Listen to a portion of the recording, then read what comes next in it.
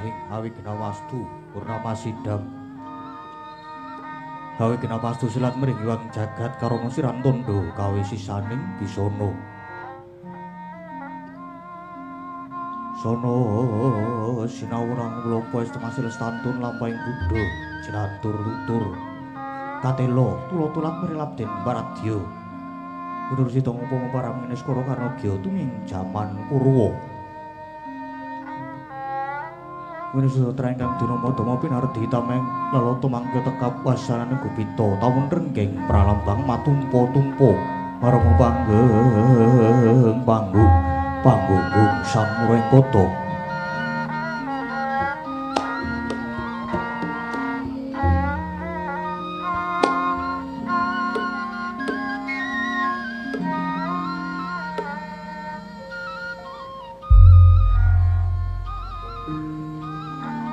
Purwakaning carita linarik runtuting basa dongeng kunung musrasa linaras saya karaos mula jare ora ngrasa ani uring diri rasa rumangsa rumangsane lir jalma ngilu kanca jare wis sinakuk caing carita Raja wis gumilar jroning pakliran yo kang sejati hampir sari paglaran ringgit Purwa Surya Candra Darumyang Kartika kinurpa kudrating kang kawasa sari ratri angget ribawana ora ing tenging dosina gilir gumanti datanpa kumbu Teman dadi petangane dina sasi warasi windu kang sarta abad. Terukulan tekartu pangarep wis nirambun jawah pating rembyah. Dadi apa pandhanging kutu-kutu alang atoga, buron-buron yang Brontoyo. Dadi apa pranan kang tanpa icalan. Jalma menungsa tinitah priya wanita, spono-pono anut golonganing bangsa dewi-dewi. Kadang-kadang kari punita ingkang kaya padi dosa Purwa eka marang Sawijati linuwih dosa 10 Purwa marang wiwitan. Senadyan karah titahing dewa ingkang sinangga ing Pradiwi kinasonganing Akasa kinapiting samudra rajak samyanggana raras. Nanging dadan kadhe ingkang gedhe ing dalu samangke. Yekti ingkang sinebat gumelaring negari Ngamarta, ya negari Ngendrapasta, ya ing Batana Kawarsa, ya ing Cintaka-pura. Apateso kinarya kandha saratri mangke awit ngupuh negari 100 sarantuk kalih. Nadyan sewu tan jangkep sadosa. Gemah ripah luh jinawi kerta tata turaharja. Tur dasar para kawulane sadaya samya sayek saeku kapti. Akraya luhuring nusa bangsa lan negari. Tu negari Ngendraprasta kena winastan negara ingkang gedhe obore wadhang jagate. Dhuwur kukusi jero tancepe adoh marang kuncarane Pramila datana memukal lamun nganggo wong tejane ngambar rumpun taping nagri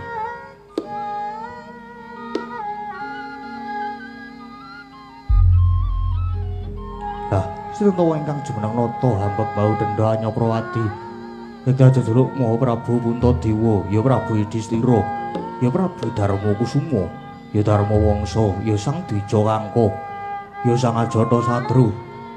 Nalika ingkang berbudi bawa laksana tur hambek angayomi dharma, angayomi agami suci. Angayomi para kawula kang sami angreksa raharjaning nagri, tuwin angayomi dhateng haing sapadha-padha. Hanggung hangaosi dhateng asanes. Jumeneng sanata nyata saking setya bektinipun para kadang Pandhawa ingkang ngembat ingring praja. Kabunggal semanten kawibawaning praja awit lamun to ginunggung nadyan saratri tarana pedhote mujuri sajuga sang nata kepareng miyos tinangkil mungguing sitinggil pinaturata kadhep dening para kadang ngaglahyah prait mengkewuh tuh menika wiswanipun satriya ing Jodipati kasih Raden Werkudara ya Raden Bratasena dene ingkang lenggah mabuka amarikalu muga lir Kanjeng Bantala tuh menika wiswanipun sang pamadya Satria ing Madukara kasih Raden Arjuna, ya Raden Janaka, ya Raden Permadi. Dalan katun piswanipun satria kembar kemanikan nggih Raden Akula saha Raden Sadewa. Dene ingkang pinangka tetindhing para wadya. Warangka dalem patih.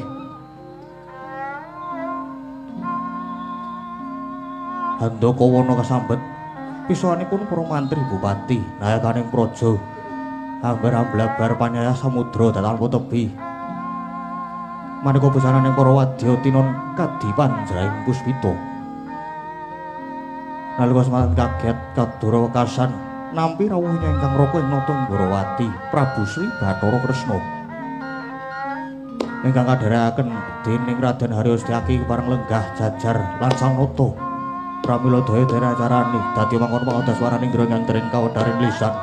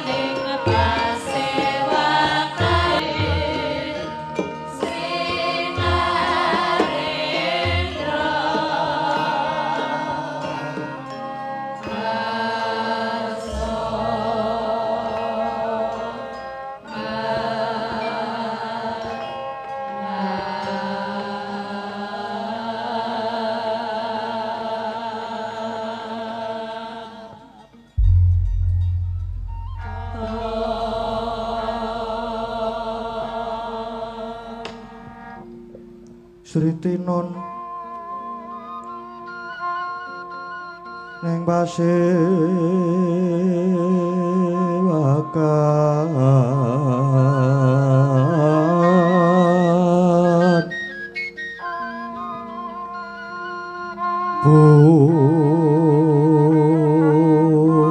busana maneka arna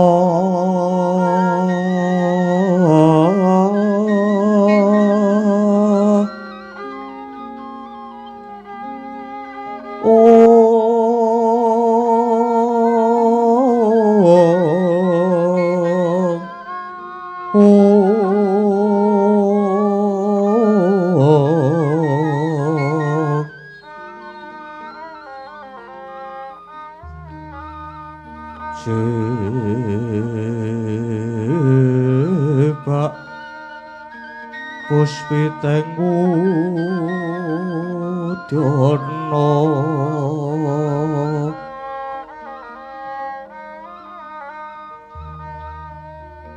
miang panjerah sarwara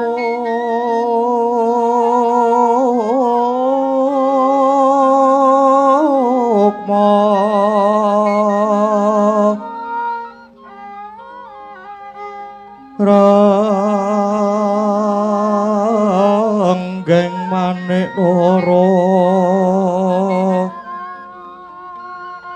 Narawata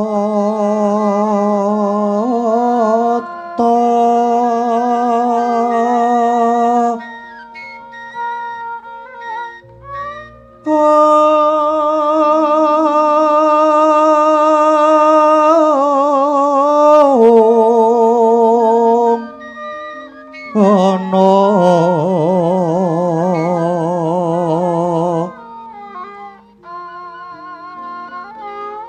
Prabanyo kang sumirat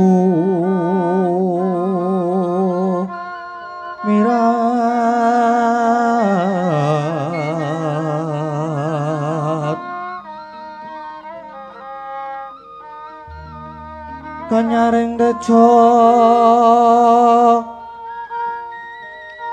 liwaran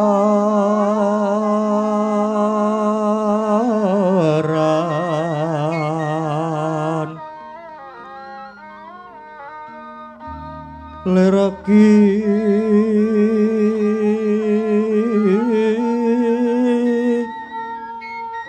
lat sisiring dadit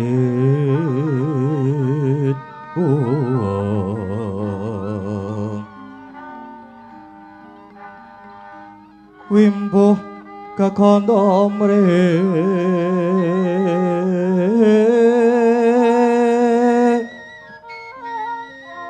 minggir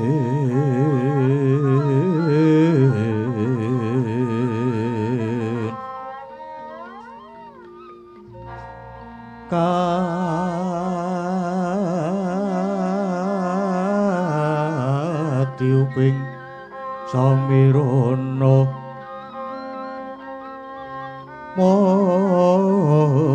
mandara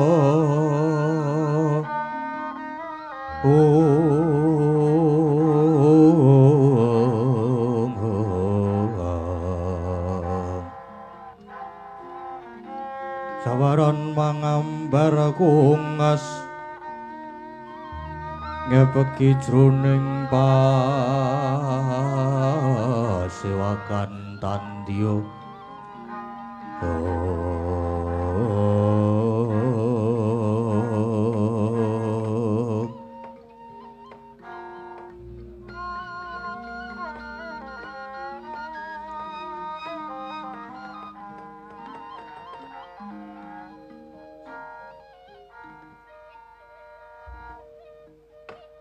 Duh iwang murbing rat mugi ambabarana pepajar duh jimat pepunden kula ing Madyapada prapting delahan Koko Prabu Ndwarawati dereng dangu rawuh paduka sasampunipun lenggah kanthi prayogi kepareng ori paduka ngaturaken pambagya panakrami tuwin sumungkeming pangabekti kula mugi kunjuk wonten sandhap pepadanipun njeng Koko Prabu Ndwarawati. Koko Prabu Ndwarawati nyuwun sukma jagat madya linuwih. Nggih, Yai, nggih. Sakalangkung kacadhong kanthi asta kekalih kaputelaken wonten ing Pranaja kacananging puncaking weni. Paring pambagyanipun Yai Prabu ingkang rumentah dhateng Rongkeng Dwarawati lan inggih pamujinipun Nyai Punta kasembuh pangayomaning Hyang Agung. Lulus Raharja praptanipun ingkang Raka boten manggih alangan setunggal menapa. Kejawi saking menika astutinipun ingkang Raka sayugi katurun ten ngarsanipun Yai Samyaji. Gurawalaning panampi kula paring pangestawanipun Kowo Prabu sanget kula pundi saengga jimat paripih. Samangke mugi kaskecak nuanggenipun pinarak lenggah Kowo Prabu. Inggih Yai, inggih. Sampun boten kirang prayogi. Wah. Kresna kakangku. Sarawuhmu aku ngaturke basaku lan bektiku katur kersane jlidheng Kresna kakangku. Kadangipun Kakang Nyai Werkudara ngaturake pangabekti banget ndak tampa karya bombong penggalipun Kakang. Pangestunipun Kakang wae tumrap marang Si Adi Werkudara, yo ndak pundi dadi jimat. Nadyan kula semanten ugi Kowo Prabu ing Dwarawati. Rawuh paduka keparengipun Arjuna ngaturaken sumungkeming pangabekti. Kadangipun Kakang Dimas Janaka banget tak tampa ndayanana teguh kayuananing pun Kakang. Astutinipun Kakang wae geage tampanana Yai Arjuna. Nun kapundi wonten mestaka mugi dadi jimat paripih. Nadyan ingkang kembar Rawuh paduka Kowo Prabu ing Dwarawati ngaturaken pangabekti Kowo Prabu, Yai kembar wis ndak tampa ndadekke gembiraning manah. Kowo Prabu prasasat negari Ngamarta kadidine kajugrukan Wukirsari kablebat samudra madu. Inggih awit rawuhipun Kowo Prabu. Krana nalika Kowo Prabu dereng rawuh anggen kula ngentosi rawuhipun Kowo Prabu pepindhanipun kadidine ngentosi kumambanging sila Kresna sileming baita gabus. Nanging sasampunipun Kowo Prabu rawuh minangkaning menapa ingkang dados panyuwun kula. Biar padang trawangan kadidene lumampah wanci panglong kepapak obor sewu. Krana saking pandugi kula inggih namung Kowo Prabu ingkang kedugi saged pinangka dados kawidamar pepetenging manah kula. Ingkang menika kejawi ngaturaken gunging panawa ingkang tanpa upami. Nanging ugi nyuwun gunging samudra pangaksami dene rawuhipun Kowo Prabu sanget-sanget kula pondhongi mangarsa Kowo Prabu ing Dwarawati. Jagat pangestu para wayah Bathara Jagat inggih Yai inggih. Senadyan ingkang Raka ing Dwarawati diagung pangaksaminipun Yai Prabu, mbok bilih semurandat bilih anggen kula minangkani menapa ingkang dados pamundhutipun Yai Prabu. Bawanipun ing mangke ingkang Raka sampun minangkani pamundhutipun Yai Prabu pramila lajeng cumadun dawuh wonten wigatos ing karsa ingkang kados pundi. Dene Yai Prabu kepareng miji dhateng ingkang Raka Dwarawati mbok bilih saged kawedharing kathah saya lajeng kula aturi mbabaraken nanging mbok bilih menika kanggep wadi monggo to. Kula dherekaken manjing ing bangsal rembagan catur netra kaliyan ingkang Raka Dwarawati. Ingkang Raka sampun sumedya nilingaken karo manglungaken jangga murih terwaca anggen kula nampi sabdanipun Yai Prabu Samyaji. Kowo Prabu waleh-waleh menapa ingkang dadosaken ribeting manah ingkang rai sekadang. Kejawi namung Kakang Semar Badrana ingkang kadempel. Caos atur bilih Kakang Semar sampun sawetawis setunggal condra etang kalenggan mangke boten seba caos wonten negari Ngamarta. Kowo Prabu inggih perkawis Kakang Semar boten seba caos menika ingkang lajeng nuwuhaken pitakenan sejatosipun wonten menapa Kakang Semar menika saumpami Kakang Semar menika kagol kagelaning galih nanging lajeng menapa ingkang jalari menapa inggih pun putus kadang ingkang sampun damel cuaning manah menika Kuku Prabu ingkang dadosaken petenging manah Kuku Prabu kepareng lajeng paring sabda tumuk mrih pajaring lampahan menika Kuku Prabu ing Ndrawati anjra ingkang puspita rum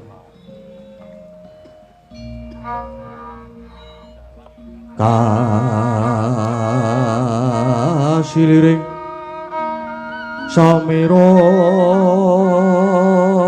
nomre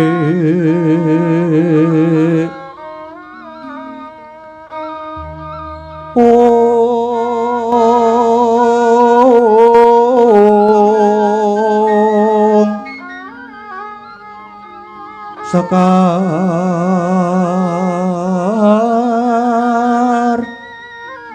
kadung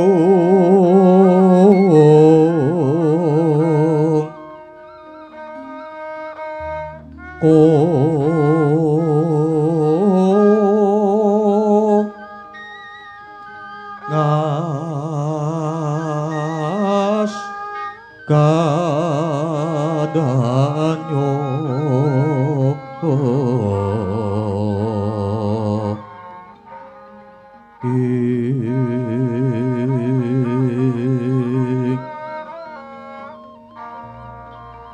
maweh raras retnaning driya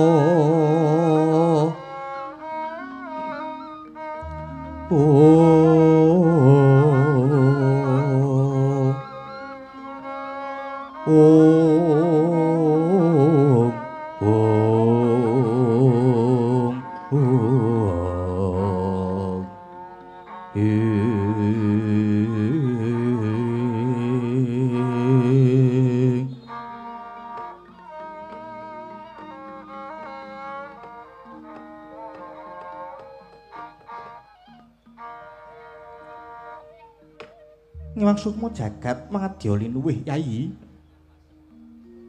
sampeyan sampun boten badhe karempit menapa ingkang dados sabdanipun Yai Samyaji menapa ingkang dados sabdanipun Yai Samyaji sampun kula tampi kanthi terwaca Yai bilih Yai Prabu Kalenggan menika ngrembak babagan Kakang Semar menika tumrap ingkang raka malah kepasan yuga katujuh nginu tegesipun menika malah ngleresi menapa darunanipun mekaten Kuku Prabu inggih jalaran sejatosipun praptanipun ingkang raka ing Ndrawati wonten ing negari Ngamarta menika kejawi minangkani pamundhutipun Yai Prabu nanging ugi badhe caos pawarta babagan Kakang Semar menika marandening mangke jebul Yai Samyaji malah sampun angemah-ngemahi rembak inggih babagan kawontenanipun Kakang Semar menika lah menika kula lan Yai Prabu bebasanipun tumbuh oleh tutup inggih. Lajeng keparenga paring dawuh Kuku Prabu badhe paring pawarta. Menika perkawis menapa Kuku Prabu? Inggih perkawis kawontenanipun Semar menika. Yai estunipun ingkang raka sampun mireng pawarta yen Kalenggahan menika Semar badhe mbangun kayangan. Sepisan malih Semar badhe mbangun kayangan. Lah menika mbok menawi nggih perkawis menika ingkang jalari Kakang Semar sawetawis mboten sebo caos wonten negari Ngamarta. Pramila sareng kula tampi nawala saking Yai Prabu supados enggal prapta wonten negari Ngamarta. Mila lajeng kula gelak lampah kula daya-daya enggal saged warta kalian Yai Prabu. Wah. Kresna kakangku. Aku sumela atur, aku tak takon. Semar kok bakal bangun kayangan. Kuwi sing tok karepke kepiye? Lah ya kuwi Werkudara. Pun Kakang dhewe nganti tekan saiki isih tuwuh tandha pitakonan. Semar kok bakal bangun kayangan ki sing dikarepke Semar ki kepiye? Umpama to bangun kayangan. Banjur kayangan endi sing bakal dibangun? Merga kayangan kuwi werna-werna. Mongko kayangan kuwi papane para dewa tur manggone ya raning Marcapada. Umpamane Semar bakal bangun kayangan tenan. Yen manut wawasane pengendikane Kresna kakangku. Kuwi bener apa salah? Yen pun Kakang pekartine Semar kang kaya mengkono mau genah yen to luput. Kok Kresna kakangku iso ngluputke?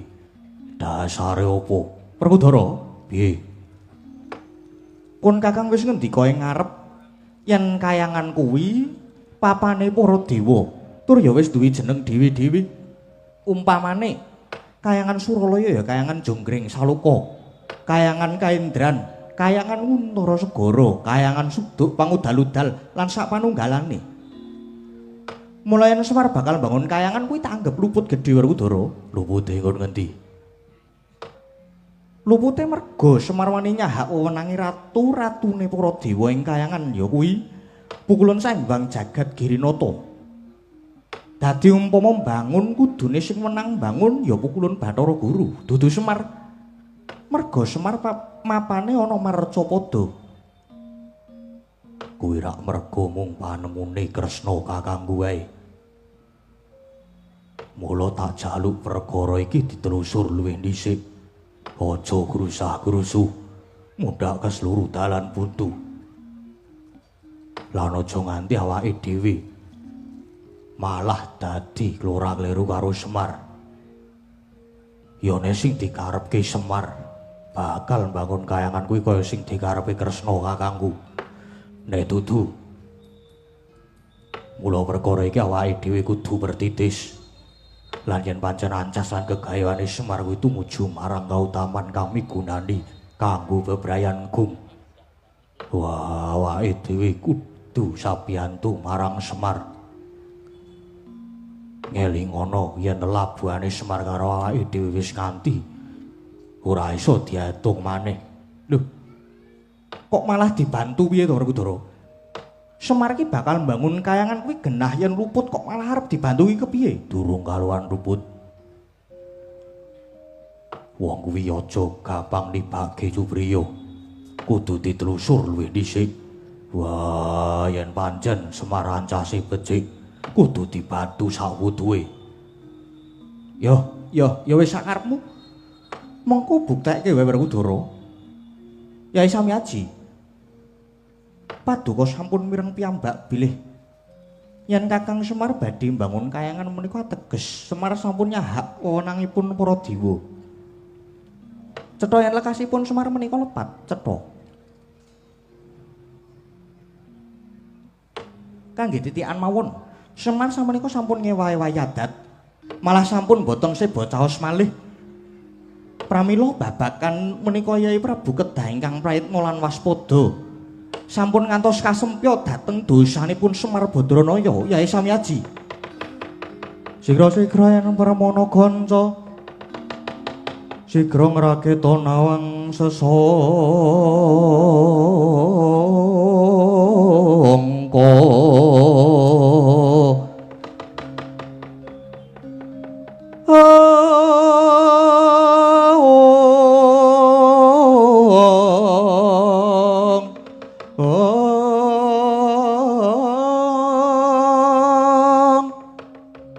Koyang lenggahing Sri Nalendra ambek marwa sing sang katriku mulung mangrempak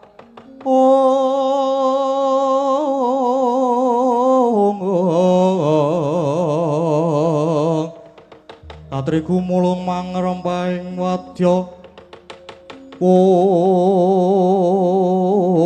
rada kura kagiri-giri Eco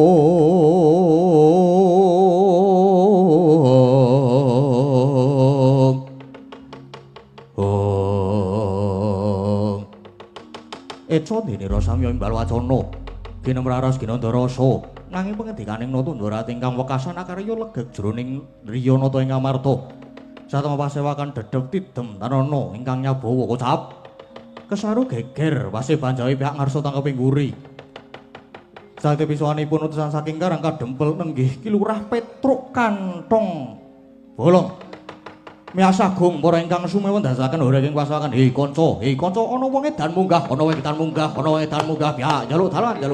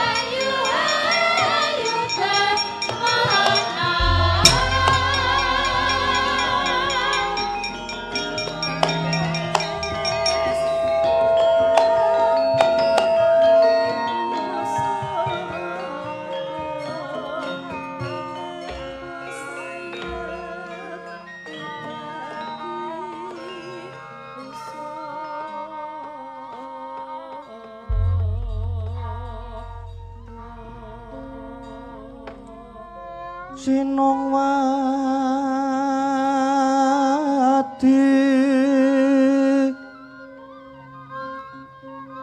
Sinongwati jagat kinari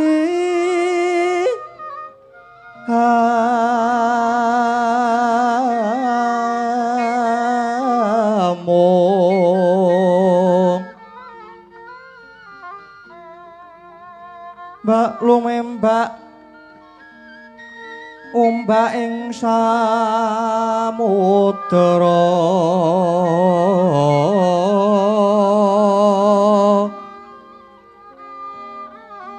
ae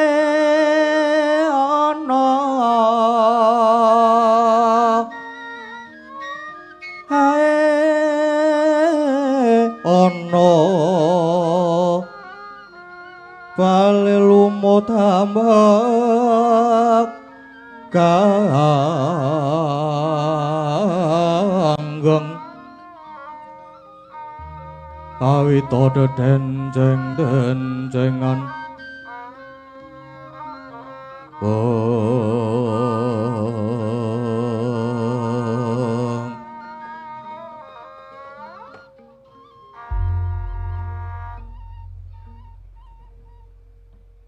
Petruk kanthong bolong iki nggih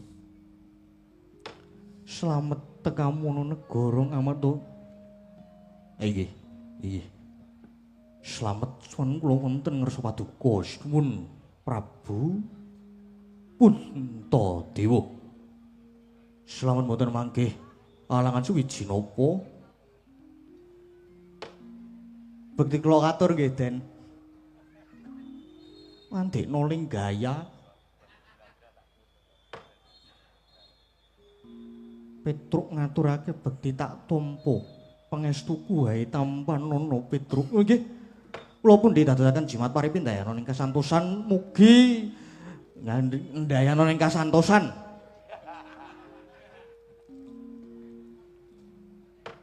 Ndara Werkudara bekti kula Den Ya Petruk tak tampa pangestuku tampanana. Sangat kula pun didadosaken jimat paripin dayana ing kasantosan. Ndara Janaka bekti kula katur nggih, Ndara. Den bekti kula katur ndak rasopan kok nek nganggo tangan mburi terus. Ya Petruk pangestuku wae tampanana nggih. Sangat dadosaken jimat paripin dayana ing kasantosan. Ndara kula ndara kembar kemanikan ndara nekula ndara sedewa bekti kula katur Den ya Petruk tak tampa ya Petruk apa pangestuku bae tampanana pangestuku tampanana Petruk nggih sangat matur nuwun mugi dados jimat paripin dayana ing kasantosan mugi dados jimat paripin dayana ing kasantosan Sinuwun Prabu Kesnra anu Kresna kula anu apa bekti kula katur nggih sinuwun ya Petruk tak tampa pangestuku wae tampanana nggih santen kula pundi dadosaken jimat paripin dayana ing kasantosan Ndara Setyaki bekti kula nggih Den ya Petruk pangestuku wae tampanana nggih saya dadosaken jimat paripin dayana ing kasantosan ora kok kabeh dayana ing kasantosan ben saya sentosa saya rasa iya nggih kula niku bar tabrakan ning malah saya rasa iya Petruk mangkono nggih mekaten nggih namung ngabari kemawon mbok menawi enten sumbangan Ya Petruk mengko tak sangoni beres. Yes, sukses. Petruk wonten dawuh. Esmu sumengko pengawak Bajrabayana wigati apa? Tumuli matura Petruk kanthong bolong. Nggih. Awit pasang kaliman tapi pira-pira laduni dumawaing tawang tuwang. Kebareng matur mbok bilih wonten lepat anggen kula matur samangke panjenengan kula caosi pangapura. Lho. Kok sik lehmu matur ki kepiye Petruk? Lho, lha pripun? Kuwalik. Wah, kuwalik pripun? Lah sing leres niku pripun? Kudune rak yen kula lepat nyuwun pangapunten. Ah inggih tiba padha-padha ngaten.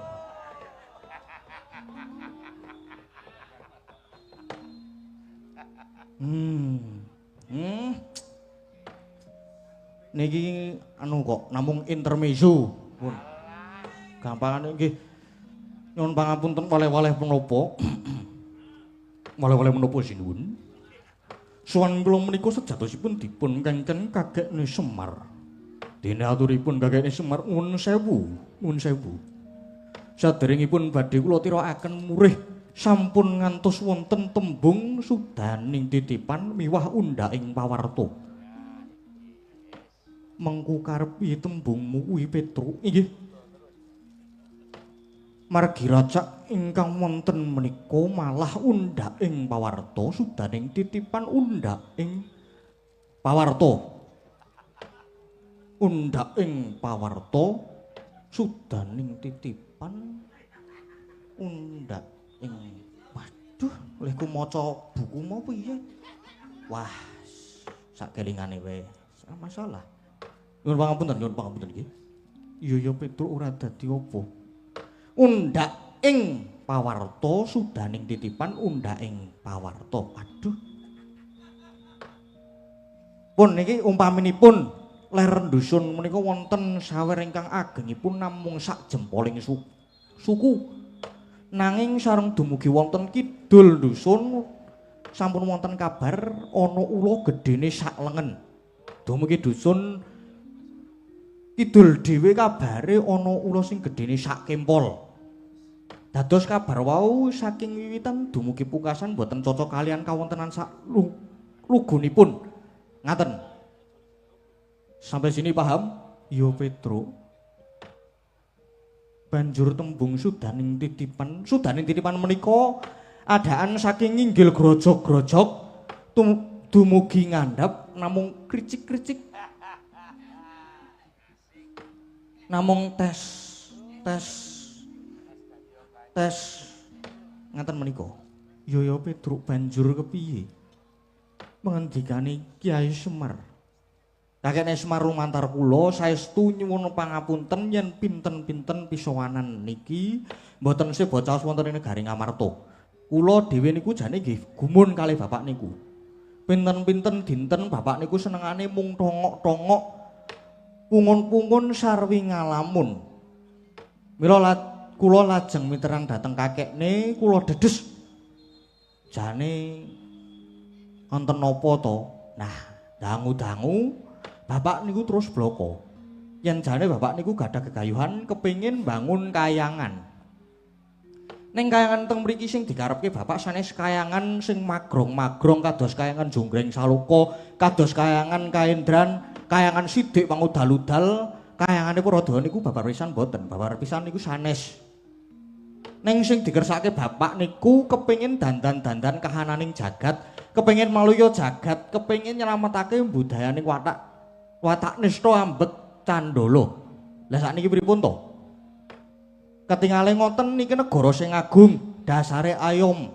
Tur inggih ayem ning yen digrejah diteliti jebul negara niki sakniki sorot ngenguwunge pun ketok layu. Sebab napa? Sebab anane sing ana dhuwur mung padha rame-rame, sing ana tengah mung padha regejegan golek benere dhewe, sing ana ngisor mung ngenteni besok kapan padange. Mongko wong ngisor wong cilik niku pun sami bosen, saben-saben mung do disuguhi wong padu, saben-saben do debat. Munine mesti mbela wong cilik ning nyatane pundi? Nyatane pundi? Nyatane sing ning ngisor ya panggah, mawon sing ning ngisor ya tetep wae. Sing ning ngisor ajeg padha megap-megap, jagat niki persasat melu nangis labet pakartine menungso sing do lali Purwoduksina. Kasusilan wis amis. Rasa kabangsan wis tipis, rasa katresnan mring sesama wis kinikis. Rasa kawicaksanan ya wis kalis. Malake para nara praja ngumbar janji nanging mung lamis. Pranatane negara niki sakniki pun remuk rempu, luwih-luwih babakan hukum. Pranatane hukum pun boten jejeg malih. Ucape para pengarep-pengarep niku boten kena digugu karepe mung do nuruti nepsu. Mula boten wige-wige, boten mangu-mangu nginger pernatan sing baku nerak hukum sing lar saking utamaning laku. Pamrih supaya padha urip mubra-mubru mula do kendel nyolong bondo negara dianggep ora saru. Yen dielingke malah do ngejak padu. Tutuke pecuca-pecucu. Kowe mono. Mangan duwite negara wetenge nganti mlentu. Bareng konangan dihukum 15 tahun ning lagi nglakoni 3 minggu pun metu. Monggo nek metu ora kudu 3 minggu. Ora kudu 3 minggu niku. 3 menit wae cukup kok jane. Aduh. Petro aja sembrono nggih nyun ngapunten nggih ben ora apa jenenge? Ben ora sepaneng-sepaneng banget lho. Men rada fresh pikirane. Ya. Merga niki kula anu terus ki nggih. Niku wis 3 minggu pun metu. Merga tutuke jeksa negara niku terkadang nggih wonten sing gelem dituku nganggo dhuwit miliaran. Lho nuwun sewu lho niki, nuwun sewu. Nyatane sakniki niku kathah para nayakaning praja sing mung do menggalihake kabetaning pribadi, satemah lirwa ing sesanggeman boten wigatosaken para kawula alit. Ning sing dipikir mung ngendile dhewe. Pun cobi to. Lah sakniki niku kadang yen digagas niku aneh. Perjudian kados to remi, domino, terus kiu-kiu, nomor togel, slot diberantas habis-habisan. Ning jebul sing ana dhuwur malah ana sing do gelem korupsi mangan duwite negara utawa nilep duwite para kawula. Lho, parah pundi jal? Parah pundi niku. Mongko watak menungso niku serakah. Yen nek korupsi upama ora konangan ngono, ibarat wong mangan krosenak banjur anane mung ngarep tanduk wae, Mila mboten momo kaliyan sakniki para kawula banjur padha nggodel bingung nungsang palang numbuk bentus. Merga sing arep dinut sapa? Sing ajeng dinut sinten? Sing arep digugu sakniki sing ngendi ki do bingung. Anane mung padha sikut-sikutan sing kono mitnah kene, sing ning kene mitnah sing kono. Senengane do gawe pawarta ngapusi malah do seneng gawe berita hoak. Senengane do golek pendhok supaya ketok, senengane mung do golek benere dhewe, nek ora ngene ora.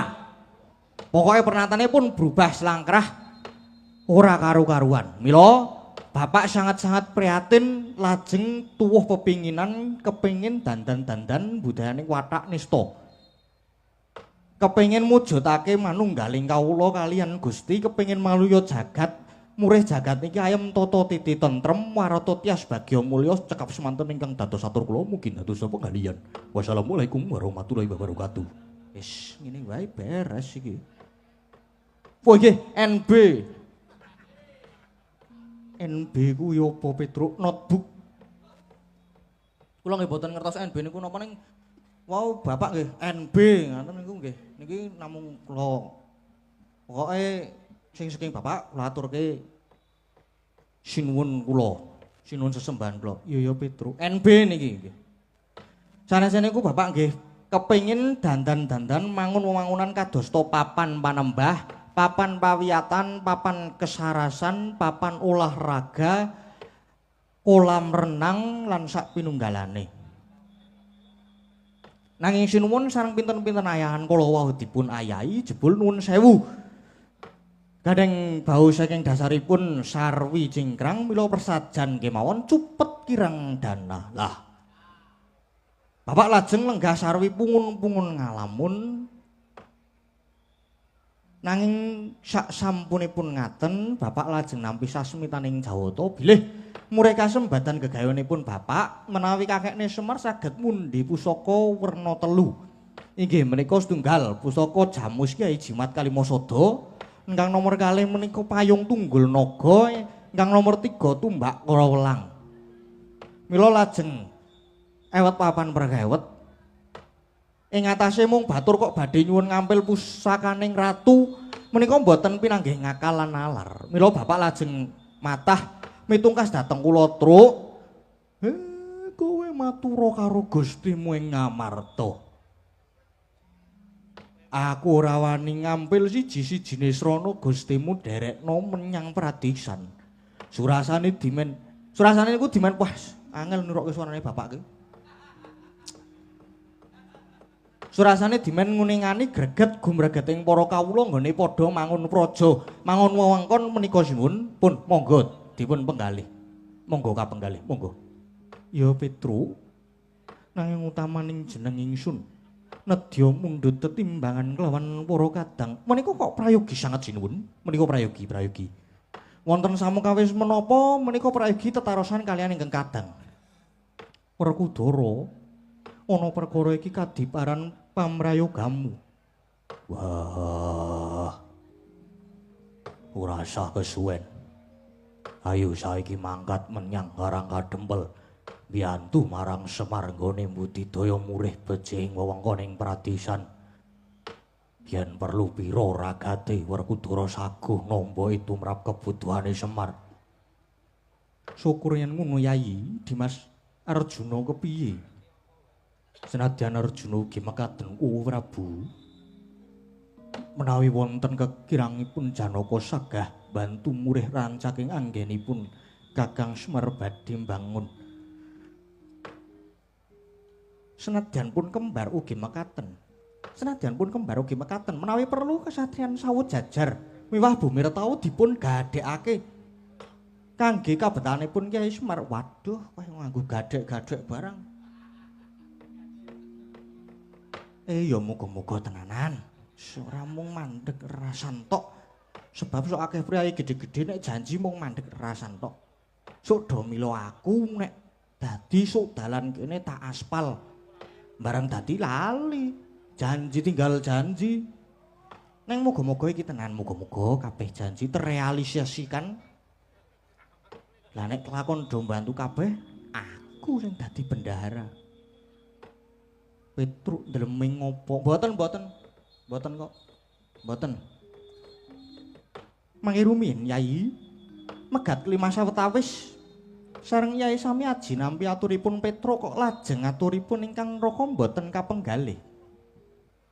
Nuwun sewu sinuwun. Semunipun sinuwun Dwarawati kok mboten rena ing penggalih kawruhana Petruk. Kawruhana menapa? Ora. Aku tak meneng sik. Lho, lah kok semunipun mboten rena ing penggalih Petruk kula wonten dawuh Koko Prabu kok bakal ngersake mundhut ngampil pusaka Jamus Kalimasada. Oh, lah ngaten. Lajeng badhe kagem napa niku? Negara Dwarawati lagi ketaman pagebluk. Bisane mulya rengkaning praja lamun ditumbali Jamus Kalimasada. Oh, ngaten. Nggih. Dadi cethane Dwarawati sagedipun mulya rengkaning praja menawi dipun tumbali pustaka Kyai Jimat pustaka Jamus Kalimasada. Ngaten. Mengkono Petruk. Oh, lah nggih. Monggo mangsa bara anggenipun badhe menggalih. Neng nuwun sewu lho, nuwun sewu niki. Dwarawati menika ingkang jumeneng nata Sang Marting Jagat sinuwun Prabu Sri Bathara Kresna. Monggo menika nadyan titah swantah nanging titising Sang Hyang Bathara Wisnu dewaning kabagyan. Monggo Wisnu niku tukang dandani jagat, tukang ngayomi jagat. Lah yen negara Dwarawati sing ratune titisaning Wisnu wae negarane kok iso ketaman pagebluk, mendah negara liyane kaya ngopo rusake. Mongko negari sanes-sanesipun ketingalipun malah ayem mawon kados Ngamarta, Pancala, Panggombakan, Wirata, Mandaraka, Lesanpura, Kumbina ketingalipun nggih ayem-ayem mawon mboten wonten napa-napa niku. Lah kok jebul Dwarawati ingkang ketaman pagebluk ning ngatos-atos lho sinipun, ngatos-atos. Engko gek-gek niki Kresna palsu. Bahaya. Jalaran jaman sakniki barang mitasi niku kathah lho. Kathah sanget niku. Iya Petruk, sakniki wong nyewake sandangan wayang wae akeh. Aning kok iso ireng ya iki ya. Kok iso cemani ya nek menyewa sandangan. Ning tetep ngatos-atos lho niki. Mila jumbo kalian atur kula ing ajeng sampun ngantos wonten tembung undhak ing wawarta sudaning titipan mbok menawi nggih wonten mriki niki jumbuing tembung menika. Pramila yen kula wonten mriki niki jumbuing apa jenenge? Yen kula prayogi negari Ndwarawati dipun uningani, dipun taliti langkung rumiyin yen cetha-cetha Ndwarawati nandhang pageblug. Monggo nanging menapa mboten langkung prayogi kangge menggalihake kawulane dhisik. Yen wis cukup lagi mikirke wong kono-kono. Lah wong sing kene wae mbutuhake kok malah arep dienggo bantu wong kono-kono. Pripun niku? Tur malih sinuwun menawi wonten karang kadempel pustaka Jamus Kalimasada niku mboten badhe pisah kalian paduka. Nanging menawi Jamus Kalimasada Sios katur dibeta wonten Ndwarawati badhe kangge tumbal. Dinggo tumbal niku biasane api-apike lho niki nggih. Api-apike niku nggih mung dipendhem dinggo adal.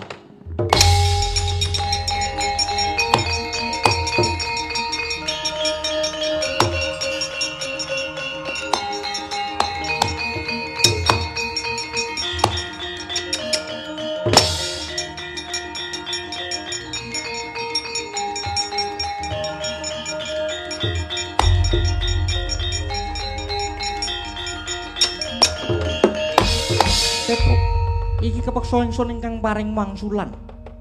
Oh nggih, neng nuwun sewu kok semunipun sinuwun Ndwarawati mboten rena ing penggalih kersane Petruk. Kowe ngerti Tom? Yen nggone bapakmu kepengin bangun kayangan kuwi sejatine luput lho. Luput pripun? Lupute bapak nggon ngendi ora? Ya genah luput. Kayangan kuwi nggone lenggahe para dewa. Lah kok dadi arep dibangun karo bapakmu iki karepe piye? Kuwi padha karo wis wani nyahak wonanging para Jawata, ngerti? Oh lah kose ngejak geseh nek ngene iki. Ngene iki carane ngejak geseh. Nuwun sewu. Jare sampeyan ki titise Sang Hyang Wisnu dewaning kabagyan. Ning lah kok wah dolanmu kurang adok. Monggo Sang Hyang Wisnu niku tukang dandani jagat, tukang nentremake jagat. Ning lah kok dadi ora pratitis nuwun sewu sinuwun. Nuwun sewu. Semar arep bangun kayangan ki ora kok arep bangun kayangan ing para dewa niku mboten. Kahanan koyo ngene kok malah arep nyambat bangun ki Semar ki udut wae ora kuat kok arep nyambat. Wah. Arep ndarani arep bangun kayangan koyo ngene dewa-dewa. Semar arep bangun niku sing dibangun dudu kayangan. Dudu kayangan sing panjenengan karepe niku dudu sanes. Ning sing dibangun niku kayangane para menungsa. Tegese ajeng dandan-dandan budayaning watak nista, dandan-dandan pakartining menungsa sing do nungsang palang lumbuk buntus niku. Kaya ngono kok Semar disalahke. Mikir Mas, mikir. Lha lah kok kowe